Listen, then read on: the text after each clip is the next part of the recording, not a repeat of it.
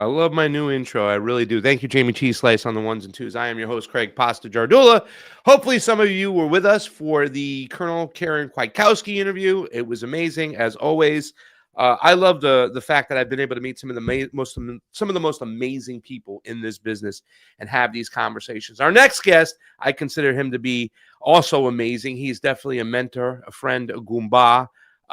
You guys know him, and I love him. Ladies and gentlemen, Don Debar is with us. How you doing, Don? Hey, how you doing, man? When you say amazing to me, it makes me think I'm on the 1969 Mets. That's for sure. How that Please is. Not, don't remind me, because the Mets are going backwards this offseason. We've lost so many of our good players, and a lot of people think it was all about Cohen just getting his casino, and then he can start dumping the salaries on the players. Who knows? I don't want to get into speculation about baseball. I want to get into speculation about ice, because it's really taking over the TV screens over here, the mainstream media news. When you watch Fox News, they're going in and out, whatnot. There was an ICE protest in a church, and now the Department of Homeland Security is kind of winking at the fact that they're going to start charging these people. I don't know. It's very interesting to me to see what's going on. I think it's disgusting the way this ICE agent was able to kill this woman in cold blood. She was an American citizen. You're not allowed to use deadly force when a person is fleeing if you're any type of law enforcement. I think that's clear. And she was fleeing. He wasn't in danger, and he shot her. But not only that, we have this situation where ICE is going around, Don. They're wearing masks.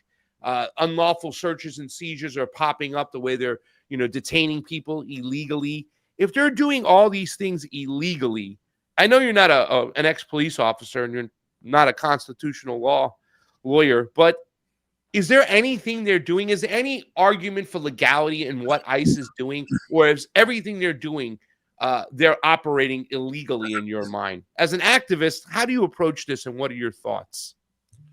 well, first, they're agents of the state. We have to start there. I've done a lot of the things that constitute protest, including civil disobedience, and faced like phalanx of militarized police a lot of times in my life. I've organized some of those protests right here in Ossining. Fortunately, here we didn't have the Gestapo appearance that we've seen in New York City, that I saw Denver, St. Paul. By the way, for those who have some illusions about constitutional law, how it prevails in Minnesota, and how Democratic politicians treat it there, you should have been in St. Paul for the 2008 Republican National Convention. The state police were there, armed like the military. I have some video, in fact, a piece that's at my Facebook page called How Democracy Died in Denver, but I did a good part of that in St. Paul, Minnesota. And in St. Paul, that's where Amy Goodman was arrested. I remember that. This was what we're looking at now. Nobody got shot that I'm aware of. But I was sitting, for example, by the side of the road with some folks from the National Lawyers Guild. We were just basically preparing some, leaflets and such.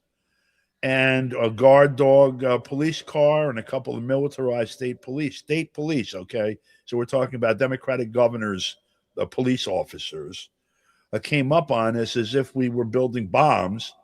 They had looked in, so we had a coffee, a thermos. They opened and put their finger in that to make sure it wasn't some kind of, caustic material or bomb or whatever. This is an ongoing problem in the United States. Trump is targeting people, migrants, immigrants, people who are here from other countries. That's very unpopular. That it is itself, though, a separate issue. The two are being, sort of merged together in the public response in order to basically push him. Look, since before he took office, there's been an ongoing effort to push him out. And it's across the media. That's a fact. No matter what he's doing, no matter anything else, that's a fact. And there's a whole phalanx of people, again, I'm using the word deliberately, who have been a part of that across the Congress, for example, and across the media.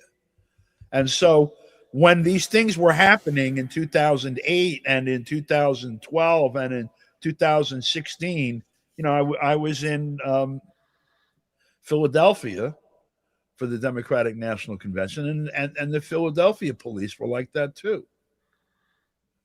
Yeah. So I was in New York City in 2004 for the Republican National Convention. I was in Denver in 2008. I saw this. I saw in Denver, Democratic city, the Democratic governor and mayor were both there when this happened. You had the state police there. The mayor had announced that he was going to arrest anyone, hyper enforce the marijuana laws, for example, in a city that at that point had 3 times passed a referendum to legalize marijuana, overturned in the state courts. And I saw that a police officer at a peaceful protest take his billy club and crack a guy who was in his 70s or 80s across the skull. He went down and blood came from his head. I have no idea what happened because we got the hell out of there because that was the opening salvo. So again, I spent a good 2 or 3 years in Newburgh, New York, where I think over a period of 2 years, the police shot and killed 6 people for non-violent. Also, there was a hanging in the city jail that took place, unfortunately, during a 3-minute blackout of the cameras on the cell. I mean, did protests there. I had to look at 40 Newburgh cops with machine guns and shit like that. So what do I think of this? It's more of the same. That's what it is. Yeah. The people who are talking about it now in Congress and the various state governments are full of shit. They've been presiding over it themselves for decades. Yeah. Yeah. And I'm sure you've heard this before. I mean, I'm holding my breath, waiting for the Democrats to come back to do what they're the party of do nothing, right? But the only thing they can do is like vote for us to stop these maniacs, these crazy people over here. And it looks like the Republicans and Donald Trump are obliging. So we're going to have Handsome Newsom come in here. Now we hear this rallying call, abolish ICE, abolish ICE, abolish ICE. Will that do anything? Because can't they just kick it to another division or another department, create another division in which they can carry out their objectives and what ICE is doing today? I mean, is there any teeth behind abolish ICE, or in your mind, going through all this before as an activist, what should really be done to curtail the behavior of the state? It's a slogan, and slogans are intended to rally people around a short, easy to memorize group of words. Sometimes they are chosen because they represent the essence of an issue. Other times they're chosen for other reasons and have the net effect of obfuscating the issues. Abolishing ICE does not change the policy, first of all. There is the FBI and the National Guard and the military. I mean, we're hearing people now talk about maybe some kind of civil war in Minnesota with the governor of Minnesota playing Robert E. Lee, I guess, and having his National Guard fight the U.S. military, which Trump seems hell-bound on proving he's allowed to use inside the United States. He certainly threatens to do that enough. All of this is scary, and there are no heroes and no devils. The lot of them are devils. So, what can be done? They can use the state police to do the same thing. I've seen the state police use tanks in Minnesota, for example. Mm-hmm. In St. Paul, there was a Sears near the state capitol that was the site of a protest. The Sears was a shopping center next to a bridge, and the bridge was a necessary feed for a protest across this little river. And the police decided to block it, and so the protest backed up there. So they sent in on horseback cops with tear gas. And then they had these small tanks. They were basically converted vans, but they were hardened like a tank, and they had those treads too, and weapons coming out where the windows used to be. And they came up. I saw somebody jump out of one of those and take it's not tear gas, but it is tear gas, the pepper spray grenade basically, and go up to a car that was parked there and spray. I have it on tape. Spray the face of 2 people with it. I've seen everything. You don't need ICE to exert, military level brutality on Americans. And again, this has been an ongoing problem. Yeah. So what then, Jayme? So what then, in your mind, is the antidote to fix this problem? I mean, the correct answer is revolution, but what does that mean to people? My friend Professor Tony Montero yesterday posted on Facebook a quote from a book that was written by, I think it was Huey Newton back in 1973. That's basically the book was called Revolutionary Suicide. And I read it way back when, but it didn't have the same. I didn't have the same understanding of what this meant until I read it yesterday, and I'm glad that he posted that as a consequence. The essence of let me see if I can get my hands on the quote, because the essence of the quote is that revolution isn't something that you can pick up a gun and start either yourself or with a vanguard or with a group of merry men or whatever. It's rather something that develops as a consequence of the conditions that people face, and the task is basically to prepare people for those conditions rather than to try to jumpstart them or start some kind of a war. Here, I got it. It's not too long. We soon discovered that weapons and uniforms set us apart from the community. We were looked upon as an ad hoc military group acting outside the community fabric and too radical to be a part of it. And so he's talking about, he said, but the party was sabotaged from within also, but that they alienated the people they were trying to organize because people thought, who were those crazy people with guns over there, as opposed to who this is what's happening to our community. It may well be true materially. This is a natural expression of what's happening in the community that they all belonged to at the time. But nevertheless, the dynamics were probably, and I would say clearly, as Huey P. Newton said. And so when I use the word revolution is the answer to this, I want to be very deliberate about it. The conditions are occurring, and the problem is that things that have historically happened as natural evolutionary changes in our culture and our society, almost organic in a way, just the accumulation of things over and over, have taken a rather different, in any event, turn with the adding of of mechanization for industrial production, and then with communications networks and propaganda techniques that are mass distributed, and then with communications like the internet, where you basically can microcast to individuals by social security number or whatever. Mm-hmm. It is very difficult to allow organic social change to take place when each member of the set at a cellular level, literally a cellular phone cellular level, is being addressed by the adversary that has a huge database of what you like, what you say, how you think, what you do. And by the way, they sell you what you eat and drink and where you live and everything else. So in a way that before, where organically revolution might come out of conditions like we are experiencing, or as they worsen will experience, the ability to thwart it and break it up and perhaps even do away with all of us is at hand with the people that are on the other side here for the first time in our history, perhaps. And so I don't know how to reconcile the necessity, or when pointing out the necessity or the inevitability, in a way, of revolution as a solution to this problem, mindful of what Huey P. Newton said, that it shouldn't be adventurous or non-organic. By the same token, looking at this threat that we face that's unique in our history. It feels like they built a digital prison and we're living in it. No matter what they got the geofencing going on, and it's hard to break through that. Let's talk a little bit because, like you said, they know everything about us, and they even sell us our food.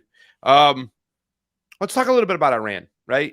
Because you're no stranger to regime change or regime change plans. We had the situation with Israel and Iran last time, where Iran hit Israel, hit them back with some of these hypersonic missiles that seemed to do a lot of damage. There was a ceasefire, a peace deal of sorts, and everything went back to quiet town. Then we had this regime attempt the other day from the inside. Mike Pompeo was kind enough to let us know that he wanted to say Merry Christmas to the Mossad agents in the streets of Iran. I just love the overtness of the state nowadays to talk about this stuff. And I think they can talk about this because they have gotten a lot of Americans duped, thinking that it's in our best national interest to regime change Iran, to take Venezuela's oil. I mean, I think Americans have watched way too much G.I. Joe, and it's a problem. But do you think that this last thwarting of what happened in Iran, the way Iran shot it down, that might make the West and America and her allies, including Israel, say, hey, maybe a war with Iran might not be in our best interest? Or, in the words of Al Pacino in Scent of a Woman, no, we're just getting warmed up. What do you think is going to happen with Iran coming forward? I'll take a fucking flamethrower to this place. Well, we just messed your camera up, but yeah, I'm just getting warmed up. So what do you think your thoughts with Iran? What's in store for us in the very near future? So, well, since the day I first heard him, laid eyes on him, I've considered that Mike Pompeo is full of shit and cheap hamburgers, okay?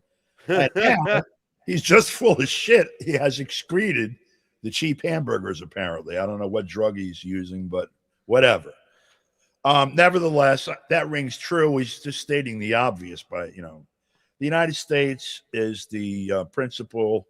I know some folks disagree with this, and maybe behind the scenes it's true, but in the main, the United States is the principal. Israel is the client, agent, whatever. And the acts of Israel are the acts of the United States. When they're with weapons made by and or with the plans and design of the United States, with the money of the United States, coordinated by the upper echelons of the military in the United States and the CIA, using American satellites in orbit around the world, et cetera, et cetera, et cetera. It's actually the United States that bombs Iran.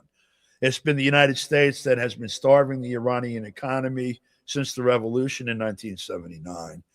It's the United States that has been threatening to kill, like, how many bars did you go in 1979, 80, 81, 82, et cetera, with the target of Ayatollah Khomeini when, 0, 100, all that crap on it. Regime change in Iran has been on the agenda since the Shah left town. And we're looking at yet another attempt to do that.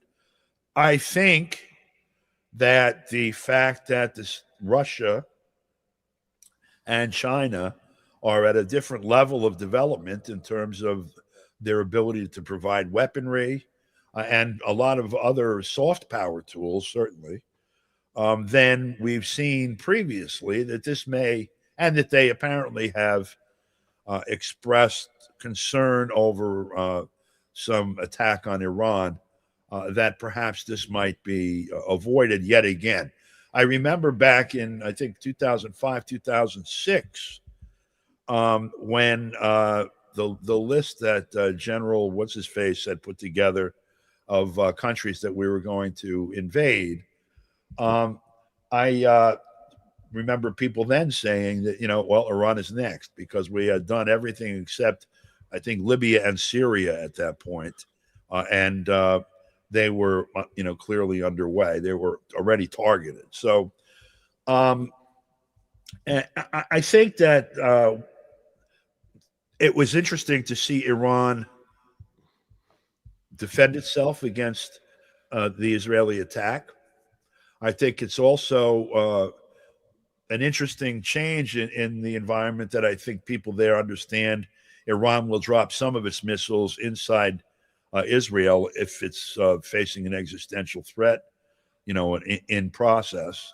They've been very measured in their response. I mean, you've had senior leadership assassinated by the Israelis and Americans. I remember there were people in this country in 1963 that were tagging Oswald as being a Cuban agent with the Fair Play for Cuba committee, and that wanted to, again, they wanted to push another invasion of Cuba and or just level it, because they supposedly had assassinated President Kennedy. In fact, that wasn't what happened. But we've seen assassinations of the upper echelon military and political figures in Iran almost on an ongoing basis. On a basis that one would hope maybe the Cosmos would do, maybe a little closer to home. I'm hopeful that there are people on all sides. I don't have any hope for this in Israel, but Netanyahu is completely and totally self-interested, as is the bulk of the Knesset and the military, and they're delusional, and they're homicidal, and the world will be a lot fucking better off without a lot of them. But outside of that, I hope that there is enough common sense in the military here, Russia, Iran, and elsewhere to not let this match get lit, because the fire that would ensue would be a very risky one, perhaps the riskiest thing we've seen since the Archduke was assassinated in 1914. I look at, by the way, let's, Jayme, I'm home. Sorry. Let me put this up here. Somebody said, to be fair, Pasta, and this is a super chat from Italian Stallion. To be fair, Pasta, Cobra took places over. G.I. Joe repelled them. Our government is Cobra. Pasta is G.I. Joe. Thank you for the clarification, Italian Stallion. I get it. Huh. I think that the people didn't realize that even when they watched Star Wars, that we were the Empire, and they thought we were Luke Skywalker. I think it's kind of the same type of thing. So I don't know what you're talking about. Clearer heads prevail. Do you think, though? I mean, we're watching that Israel could do any damage to, Iran could really do any damage to Israel. I mean, can they hold their own? In your thoughts right now? We saw these hypersonic missiles. I don't know. I'm still not convinced that they can hold their own against Israel and the United States. No. They won't hold their own. Okay. The United States can destroy Iran. However, if Iran sees that its existence, if its integrity in terms of the state or its existence is under direct threat, it will fire what it has. It's the same. I'm hoping that people understand the concept of mutually assured destruction that they have been invoking and or relying upon since 1945. Because if I were the Iranian leadership, that would have to be my position in terms of military leadership. That the only way that you can assure that Israel will not attack is to assure that no matter what happens to me, Israel is history. Because I have the ability to do it, and so I'm going to fucking do it. And I think that that's the position, at least that's the posture I guess they're hoping to project. But, they keep getting tested, and there comes a point in time where you have to make a demonstrative move. And so maybe they take out Tel Aviv. Maybe they take out some smaller settler city or colony. I don't know what it is. And then the problem with that is that the psychos in Israel and here in the United States is Samson option, who believe that as long as they get into this war, Jesus is going to come down from the sky and bless all of us with a horn of plenty or whatever. There are actually people that believe this shit, though, that are making policy, and they've got guns. Yeah. Mike Huckabee, for one, is just scary. Let's get to Venezuela. Yep. Now that pictures have surfaced and some time has passed, the smoke is cleared, and we see pictures of Delcy Rodriguez, who was the vice president sworn in to be the president after the kidnapping of Nicolas Maduro. We see pictures surfacing with her saying hello and shaking hands with a CIA agent. Now, that could just be par for the course. It could be, all right, we have to deal with the Americans no matter what. They have our president. But a lot of people are pointing out the fact that they think that there was some form of betrayal from the Venezuelan government against Nicolas Maduro. Do you have any thoughts about that after seeing the way this all took place? Do you think there was some form of betrayal from the Venezuelan government, maybe that helped aid the United States kidnap Nicolas Maduro? Yeah, I do. Very, very specific, as a matter of fact. Please elaborate. Yeah. The best hope for Venezuela to retain its independence and sovereignty in the face of whatever Trump or whatever other assholes in Washington, I said other, including him, in Washington, decide to do with this. The only defense that they have that against that domestically is our solidarity with them. And so every attempt to break that solidarity up is constructive in the effort to deprive Venezuela of its sovereignty and independence. So if I'm the head of the CIA, for example, or the local station chief or some other shithead at the CIA, then I'm walking over to try to get audience with her so that I can have my picture taken, shaking hands, and then send it back to the U.S. and have people talking this stupid shit. What she does as the president of Venezuela, the elected president of Venezuela, or the elected vice president serving as president, because that's what she was elected to do, and what Maduro has done as the president of Venezuela is a matter between the people of Venezuela and them. I don't have an opinion about it other than my country has no fucking business interfering with that relationship. That's my take on it. So what does that mean moving forward for Venezuela? Like, because she is a Chavista, right? Her father was a guerrilla. The Chavistas are still in control of Venezuela. What does that mean for Venezuela moving forward? Because Donald Trump's almost talking like he's the president of Venezuela right now. And a lot of people are confused about that. Like, are the Venezuelans just going to give up the oil? Are they going to play ball with the Americans? What are your thoughts on what's in store for the immediate future of Venezuela? There was a character in one of Kurt Vonnegut's books. I think it was what the hell is the name of it? Anyway, this character is mentally deficient. He has a very low IQ, like barely double digits. He is in prison because he did something that was against the rules because he didn't understand the rules. And he had a horrible life because everyone totally mistreated him because he did things that weren't supposed to be done because he didn't understand. And he used to retreat into almost a catatonic state, imagining himself in a place called Candyland, I think it was. I think if someone mentioned Candyland to Trump, he would claim to be president. So the fact that he claims to be president of Venezuela right now doesn't change anything for me. I've always known that about him. He's grandiose as hell, and he'll say just about anything. The proof is going to be in the pudding. And in my opinion, first piece of pudding that we've tasted is the illegal invasion, killings of people, and murder of people, and kidnapping and abduction of the president of Venezuela in violation of all natural, moral, international, and national law to start.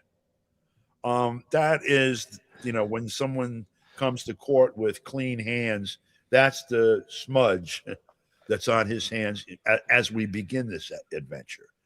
What role Darcy played? Damn it, Delcy Rodriguez. Yes, thank you. Plays in this, and that Maduro plays in this, we're going to see. And for us to try to, a Monday morning quarterback it is, I think, counterproductive. Again, our role is to make our government cut this shit out. And if we're working on something else, then we're either part of the problem or, in any event, not part of the solution.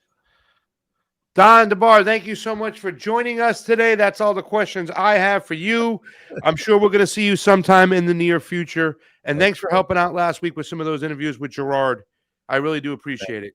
Appreciate it, man. Take care of yourself. Jayme, take care of yourself. Bye, guys. Don Debar, Jayme CheeseSlice, Pasta Jardula, all in one spot. There's going to be a pizza party. We love you. Thank you guys for joining. We have another interview coming up in about a half hour. It is Daniel McAdams.